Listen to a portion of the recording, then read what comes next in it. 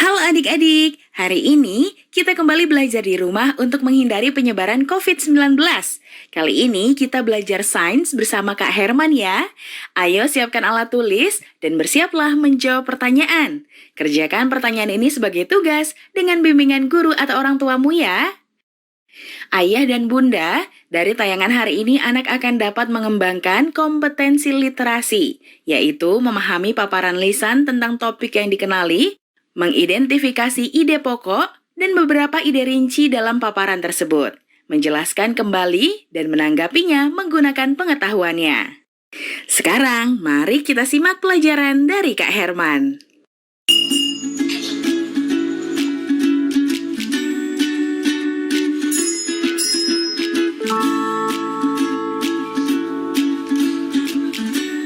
Mengapa bola kapas dapat bergerak-gerak? Halo Fadil.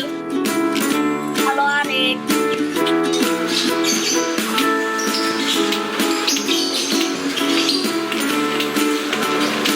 Mengapa hal tersebut dapat terjadi?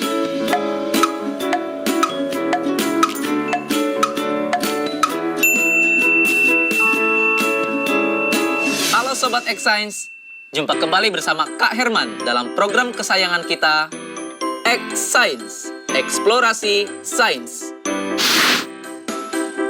Adik-adik, pernah tidak kalian berpikir bunyi itu apa? Atau kenapa sih muncul bunyi?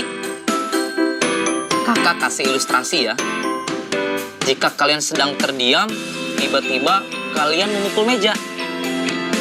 Apa yang akan terdengar? Suara atau bunyi? Atau ketika kalian terdiam, ada nyamuk terngiang di dekat telinga kita. Apa yang terdengar? Bunyi atau suara? Jadi, bunyi itu apa sih?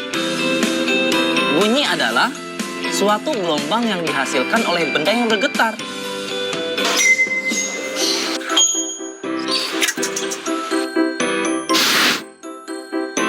Adik-adik, ternyata bunyi itu memiliki sifat-sifat tertentu. Apa aja sih sifat-sifat bunyi? Yang pertama, bunyi merambat memerlukan medium.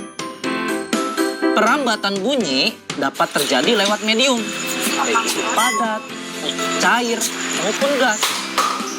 Namun, bunyi tidak dapat merambat di ruang hampa, karena tidak ada medium di ruang hampa.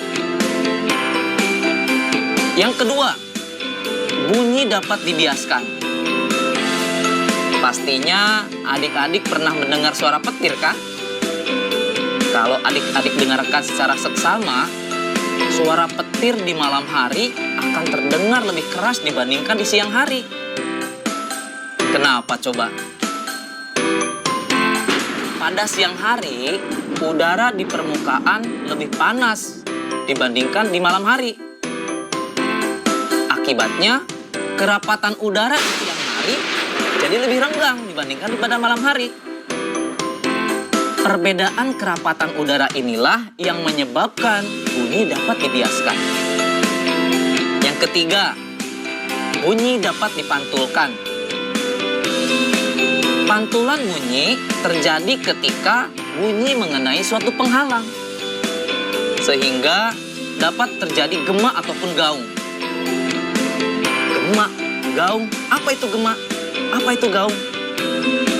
Gema merupakan bunyi pantul yang terdengar jelas. Contohnya, ketika adik-adik berteriak di tepi tebing, nanti akan terdengar dengan jelas.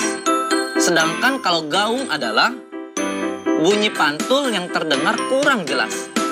Contohnya, adik-adik berteriak di dalam goa atau di dalam sebuah ruangan.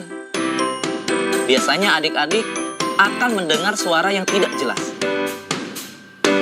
Bagaimana Sobat X-Science? Menyenangkan bukan belajar sains?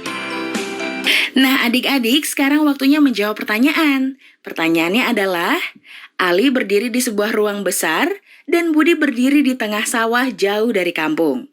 Mereka sama-sama berteriak. Apa yang terjadi? Jelaskan. Dicatat ya, Ali berdiri di sebuah ruang besar dan Budi berdiri di tengah sawah jauh dari kampung.